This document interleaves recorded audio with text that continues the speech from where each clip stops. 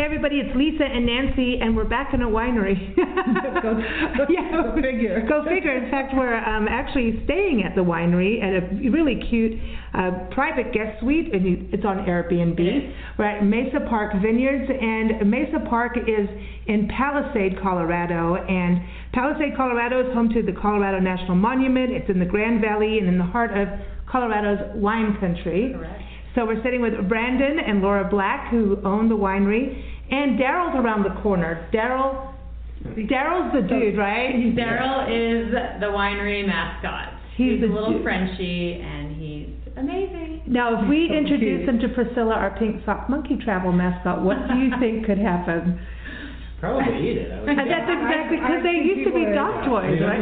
He doesn't have sharp teeth, so he'll probably just gnaw. Yeah, but I would have put their ears together, because it's not really cool. Yeah. Uh-oh. We better not. We can make that happen. Okay. We can try. Uh-oh. Here it starts. She got disemboweled by a cat in the chamber office once. Yeah, cat just leapt through the air and took her right out of my hand. He made a sticker for a toy. I think she isn't. Well, she's old now. She's 8 years old. Wow. We have to be good to the She's a little monkey. Vintage monkey. She's a lush, though. So we're going to keep her out of the tasting room, right? So you've got Daryl on one of the bottles of wine. We do. He's on our Merlot. Okay. 2017 Merlot. 2017. And that's a grape that we grow here in our vineyard. We have 8 acres, Merlot, Cabernet Sauvignon, and Cabernet Franc. And Brandon is the farmer and winemaker. And Daryl earned himself a bottle because he sells more wine than anybody else around here. Oh, I bet. The perks of the trade. Yes. So cute.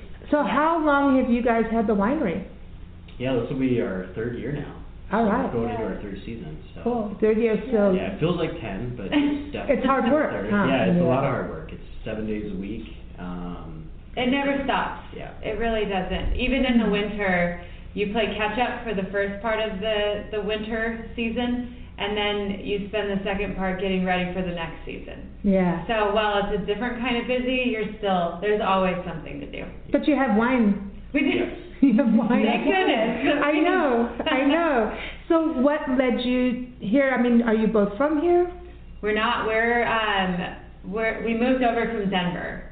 2.5 years ago. Everyone's bailing Denver. Getting a little It's too crowded. It's big and crowded, and so we love Denver, but we were ready to get out of the big city, and we saw this for sale while we were here wine tasting. We were we were being tourists in Palisade and saw it for sale, and we were looking to make a change. We just didn't know what that change looked like.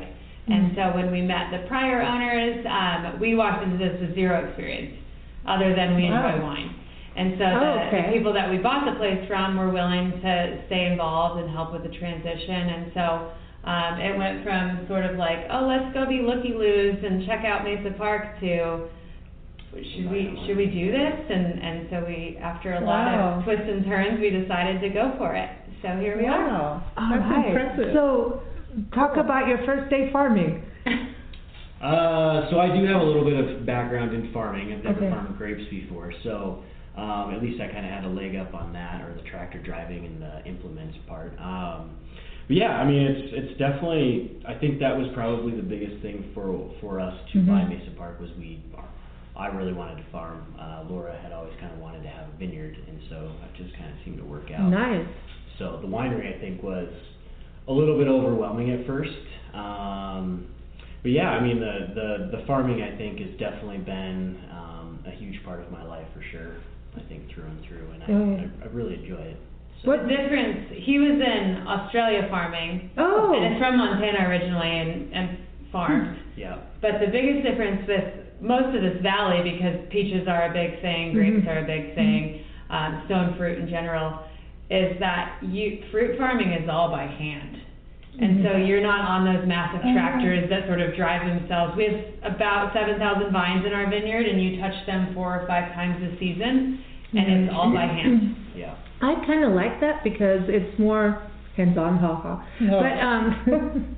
but it's I don't know. It's kind of getting back down to the roots of it, and I think there's a disconnect sometimes when it's big farming and you don't ever touch the crop. Yeah, because we are such a small community, Palisade in general, a lot of those big California wineries, they're machine harvesting. They are, using big machines to come through, and we don't, and we don't have the room. Most of us are pretty small 8-acre places, and so with that, everything's done by hand. And most of the people that work for us are, sadly in their 50s and 60s. There's not a lot of these young people coming in, and so you wonder what's going to happen in the next 10 years. Where are we going to get these workers? So Wow. yeah, it's definitely. We were seeing it looks like from just our visit here, going and staying at Dancing Moon Bed and Breakfast, Castle Creek Manor over in Grand Junction, and just it seems like there's a new wave of energy coming in here. Certainly. And it's from people being tourists like you. Yep.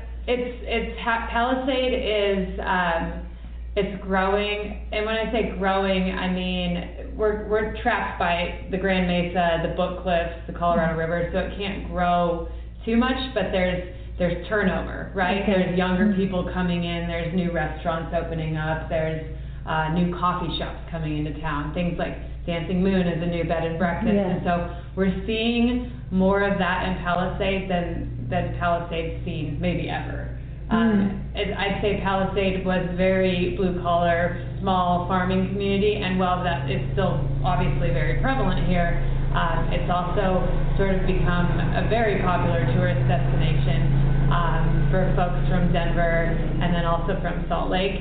And then it's also kind of trendy. I mean, Palisade in the Grand Valley, so it's Fruita, Grand Junction, Palisade's pretty trendy right now. Yeah. So as far as real estate goes, we're seeing prices increase quite a bit. But like you said, a ton of new energy here. And so that's really exciting to be a part of. Yeah. It's really cool. Yeah, very cool. So let's talk about the wine. It was the first wine we had was at Annette and Trey's at Dancing Moon. We arrived late as always, got lost as always, and then I'm calling Annette in the parking lot at 9:30 at night going, I have no clue where we are. It's so dark, and it was, it's, when you're driving to the high desert all day. Pitch black. It is awesome. There's I love no light pollution at all. Because that is one of the rare places. You guys should become one of the international dark sky places. It's cool. it's really good for birds and all that. But we called them and like, where are you? Well, we're at the city market or something like that. City market. Market, and he's like, well, go north. And I'm like, I have Which way's that? No, really. And then he's like, well, follow Mount Garfield. I'm like, I can't speak. I don't know what you're talking about. Say to come and get us.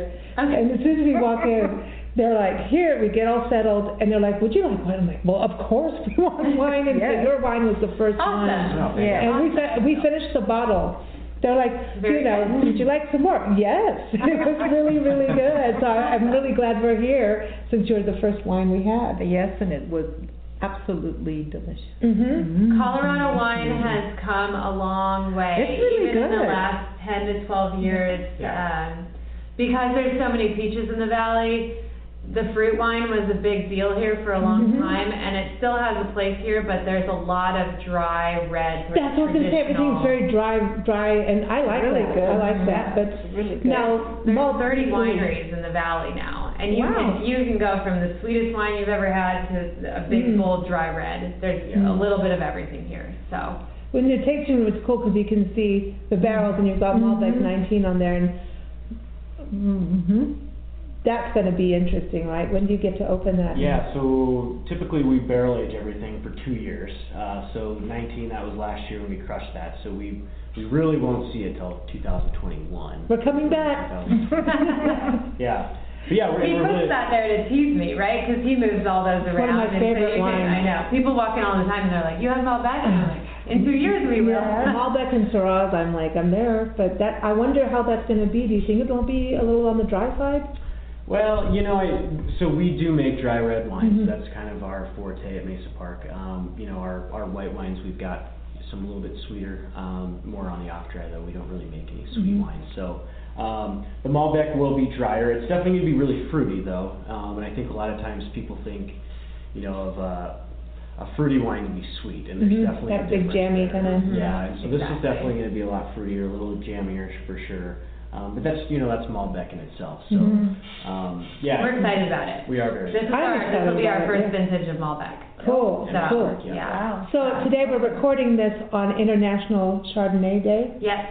So tell me about your Chardonnay, because we're going to get a bottle, because listen, you can't go tasting right now, so we trust your wine. Yeah. Well, so the Chardonnay is a 2018. Yep. It's unoaked, so it's really crisp and refreshing for a Chardonnay.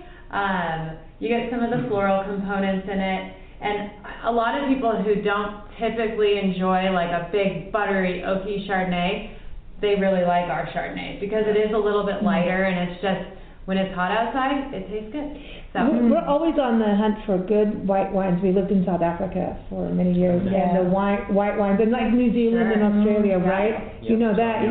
It's something that just, and now though, I would say the last 5 to 10 years, we've seen, we've enjoyed and imbibed quite heavily on a lot of good white wines, and I think America itself is getting better.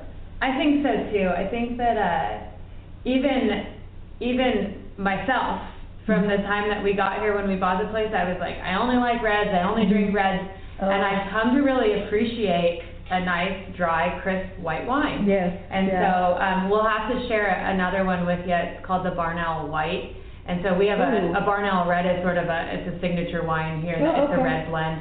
And so we did a Barnell White, which is a white blend. And our neighbor actually, right next door to us, he grows, it's Traminette, which is an American grape. It's a grape that's made to be hardy. Yeah, okay. And Albarino, which is, it's a Spanish grape, and it's pretty acidic for a white grape. And so those two blended together, the Traminette is really fruity, and so they balance each other really nicely. And so that's been a huge hit. I didn't know Traminette was an American. I didn't know that. Yeah, it's called a hybrid grape. So they take, the parent is Gewürztraminer, and then the universe. I'm glad you're saying all these words. Yeah, really, I'm like, what? We have another name for that, but we'll okay.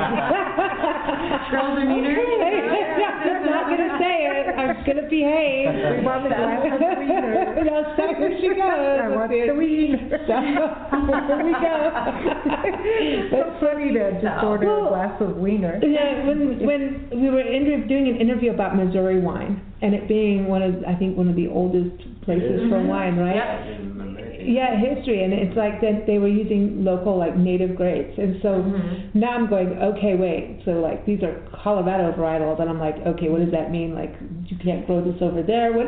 So when you think Colorado, I mean, are there native grapes to this, or? So there aren't really necessarily native Colorado grapes that we would use. Okay. A lot of the grapes that we're using are all French grapes, so they're all called vinifera, and so. They're say that, Nancy, 10 times. Wiener.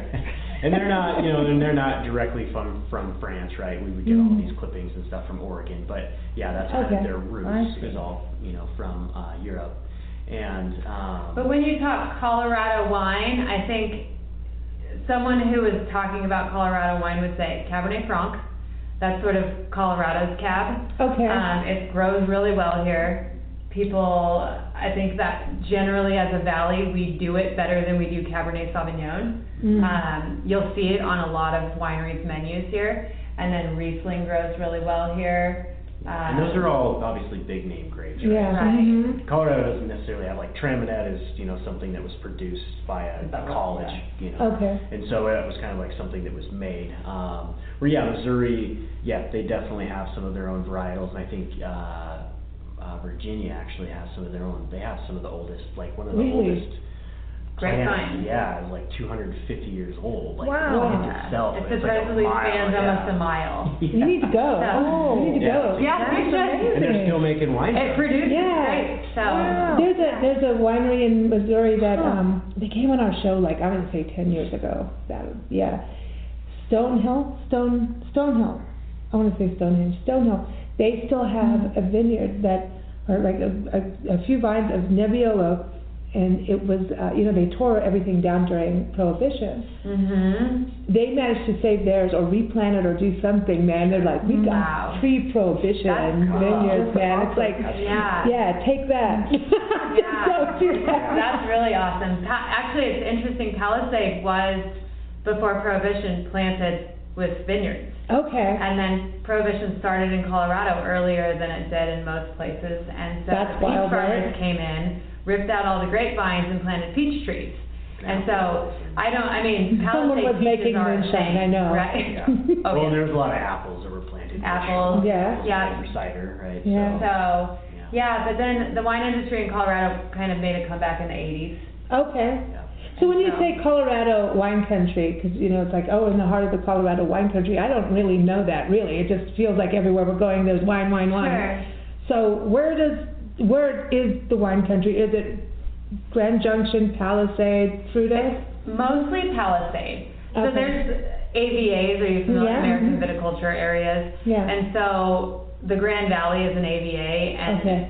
I'd say 95% of the grapes that are grown in the Grand Valley are in Palisade. Oh, wow. Okay. That's And huge. so there's 30 wineries here, and then there's a bunch of urban wineries in Denver. And so if they're producing Colorado wines, 90% of those grapes are grown in Palisade. Okay, so they'll go in and they'll put them in their tanks over there. 1,000 acres of vineyard planted in Palisade. Wow. And then there's a smaller wine region just south of us called the West Elks, and it's in Hotchkiss-Paonia area. And they're quite a bit smaller. There's 12 wineries on their wine trail down there, and so we're about 5,000 feet growing grapes, which is very high to be growing grapes. They're at 6. Oh, wow. And so we can't grow Pinot Noir here. It's too hot. They can because they're another Okay. 1,000 feet higher. But a lot of the stuff we grow here, it'll freeze over there. Yeah. So Does the river, because you're here at the Colorado River, right? So does that affect growing? it's crucial. We couldn't do it without it because that's how we irrigate. Okay. Yeah. But then what about like just this humidity? Because our hotel headquarters is in Yuma, Arizona, so it's at the very end part of the river before it goes to Mexico and it has margaritas. Yes. So it's humid there, and you can feel the humidity come off of the river. So I didn't know if that happens here. We're not really that close to the river, so we don't experience Okay. that. And I would be curious to know if they feel that much humidity down by. Kind of like when you're by the ocean and in the Sure, ocean. So I was absolutely. wondering if there's that kind of effect with the The river. funny thing out here is it's really, really dry, so I bet it gets soaked up pretty quick. Or that Yeah, it gets is away pretty really quick. dry. What about the taste? Because they always say that water is crucial for taste in beer. Does And- the taste and of the bourbon. water do anything for For the wine? grapes. So, again, with any nutrition that's in the water, it's going to affect the grapes one way or another, and that's the same thing with soil, right? So that kind of goes to the terroir thing. So, with our terroir, we're going to have a lot more clay, some rocks. We're going to have a little bit higher pH up here. So those things do affect the grapes, for sure. But, most of the grape varietals that we're growing out here, a lot of that vinifera stuff, the reason that they're growing really well here and the reason they grow really well in most of the world is because they keep a lot of those characteristics that come from, the All right, French you just wine. put them in the So- right microclimate. Yeah, and they just Cool. grow really well, because Yeah. there's 1,000 different varieties out there in the world, right? But there's only certain ones that grow really, really well in most areas, and those are, the Cab Sauv and the Cab Francs and the Rieslings and the Malbecs, and there's probably 25 really good grape varietals that grow throughout the world that kind of keep some of those same characteristics. I like that you have so many varieties out here, because I feel like I always talk about this because it's same thing as you being hands-on with growing fruit, because we're so this big monocrop kind of deal. Like eventually, I don't think it's that good for our soil, and I don't think like when you look at turkey for Thanksgiving, it's the same turkey. Where's our original turkey? You have to look for heritage turkeys, and so I always wonder about that with our wines and the grapes and everything, that the effect of it. So do you have to work with your soil quite a bit to? Yeah, so a lot of that comes down to having cover crops, and so that's growing grass basically in between the vines. And we do as much as we can. We try to put cover crop down. Last year we put a bunch of seed down.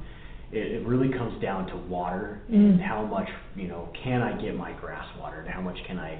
Because how I actually water, we have 2 little ditches right next to each row, and I run water basically all the way down. the Downhill, ditches. flood those ditches. And it's not the most efficient way to water. It's probably the most inefficient way to water. At some point, we would love to get sprinkler systems, but everything comes in time. Yeah. The old school way to water. Yeah, right? but in Yuma, they're actually experimenting going back to flood irrigation for their dates, because they grow medjool dates. And so they've gone back and forth on it, and now they're starting to say that flood irrigation actually works better. but that could be for their area, and it could be for that kind of. Yeah, There's a lot of- the humidity there causes some, when you use sprinklers and humidity together, there's like little molds and Mildew or something like things that. like that Yeah. that can. Yeah. Mm. Yeah, and that is, you know, in America we fight powdery mildew basically, Yes. and it's a big deal for sure. Mhm. You know, because we're such a dry climate, we don't have to deal with those issues as much as like Cool. Missouri and you know. Yeah, Virginia yeah, it's like Yeah. you got sweaty grapes, man. Yeah. Yeah. And pests too, we don't have to spray as much just because Nice. there's not as much moisture in the air, and so it's just not as conducive Mhm. for pests and mildew and all that other sort of stuff. It's so dry.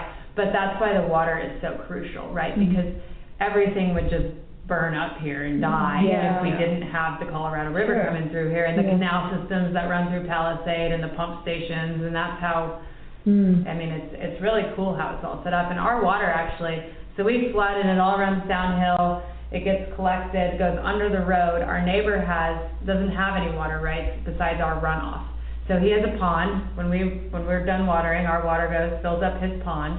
Cool. When it's full, it keeps going downstream and it ends up back in the Colorado River. Wow, that's Yeah. cool. So that also means that you do have to be conscious about what ends up in the water, Exactly. right? Yeah. Exactly. Yeah. It's Right. hitting a few places on the way back down. Mm. So, Yeah. yeah, it's a pretty cool system. Yeah, How that it is works. neat. So- And it's neat, your vacation rental is really cool, and it's so Oh, well beautiful. done, you guys. It's Thank so you. like, Thank you. it's That's spacious, really it's like, nice. wow, okay, you know, it's like, it just, You've got the the best room in design. the house. Yeah.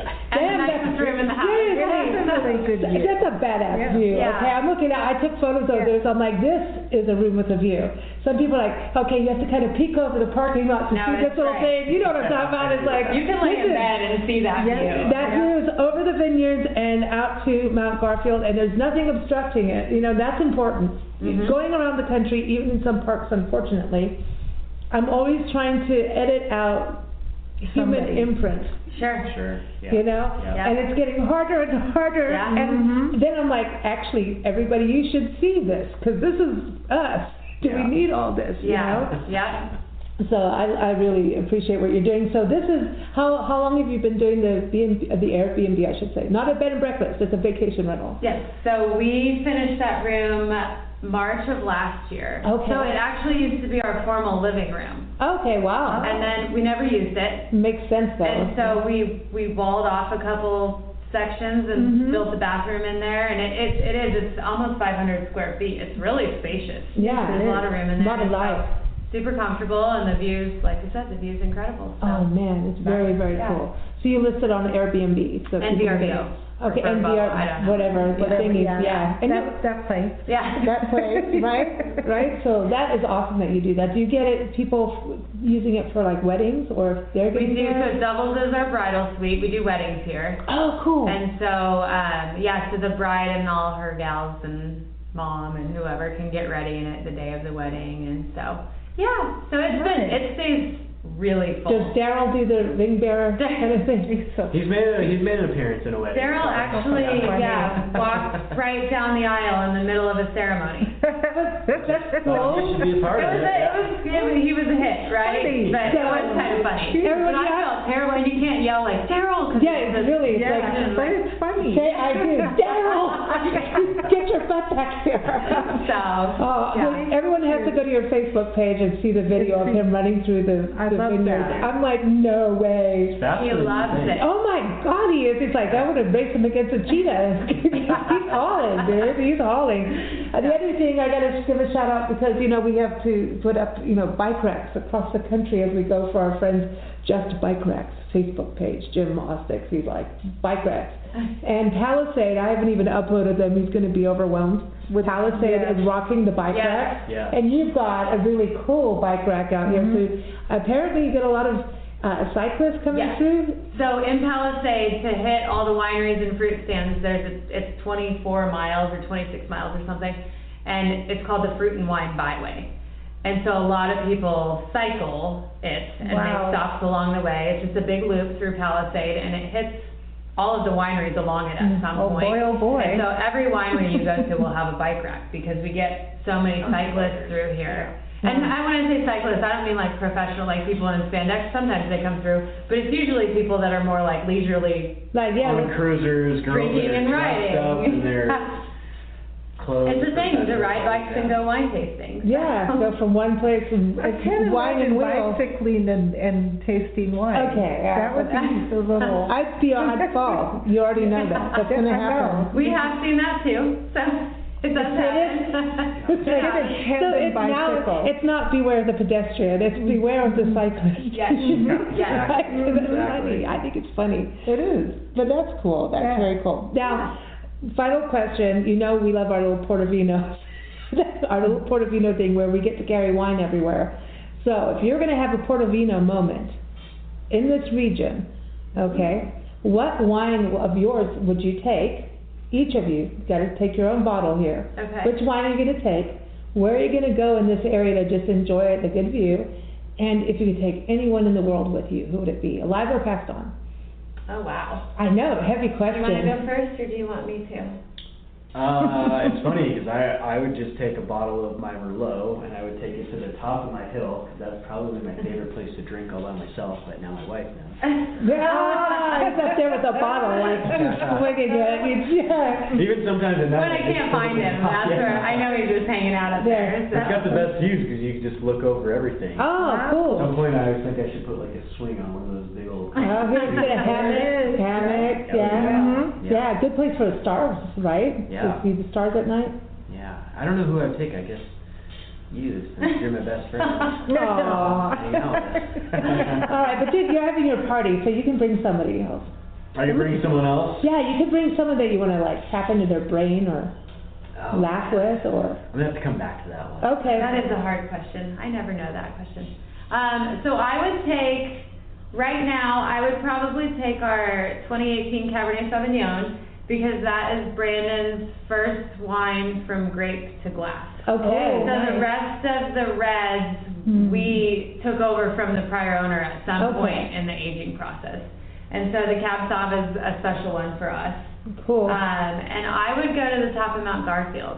Oh, cool. Can you do that? Yeah, Oh, I did it cool. with, on Mother's Day with my mom. Yeah, you did that hiking or cycling? Hiking. Okay, cool. It's pretty steep. I was You very need a proud of backpack. my mother.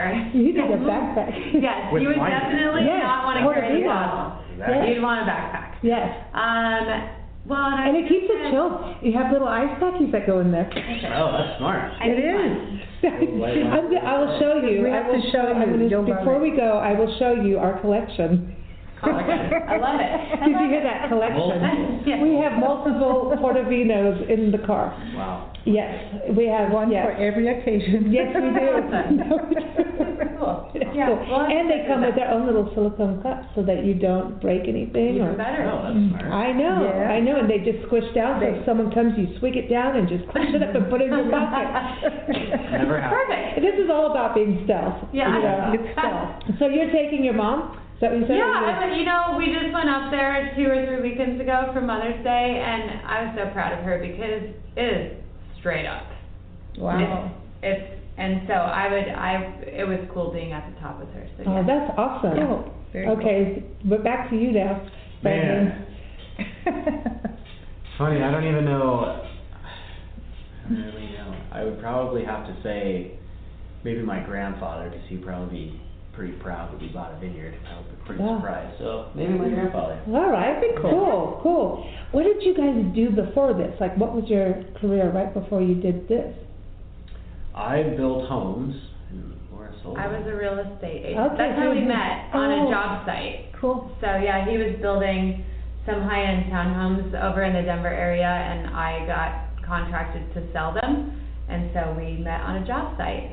So there you They're go. like, let's build a house together, make Well, wine, we started make investing wine. and flipping homes together Oh, very after cool. that, Oh. and so Yeah, we we- did that for a little while, and Oh, We got cool. married, what, 4 months before we bought this place? yeah, right. Wow, you before. guys are just like, Wow. it's all in, right? Yeah, we did. We got married in September, and then he moved here in October. I was still in Denver, kind of wrapping things up, but he wanted to catch the tail end of harvest and then work with the prior owner a little bit before we closed, just to have some sort of idea of what we were getting ourselves into. Yeah, because you're not only just you're growing, but now you're actually making. Yep, exactly. Wow. So that's wild. It's been completely overwhelming in good and bad ways. You know what I mean? Awesome, though. There's moments you're like, damn it, why did I do this? I just want to go sell real estate in Denver. That was easy. You know? But overall, it's been really rewarding. It's been awesome. We know that feeling. That's entrepreneurship. Like there's times where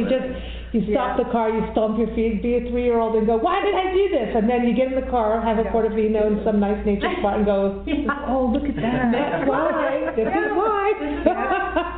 All right. And give everyone your website. So, Mesa-Park-Vineyards.com. And you're on Instagram? Instagram is at Mesa-Park-Wines. Facebook?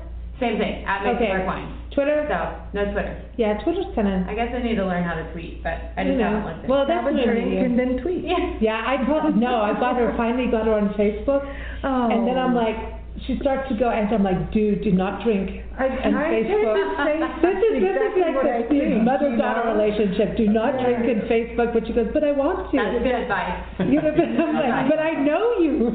That's why I say don't drink. People say the oddest things. And I'm held to respond. Do not drink on Facebook. Come on. All right. Well, continued success, you guys. Thank you. Thank you for having us. Beautiful. And having us. Yeah. Thank you.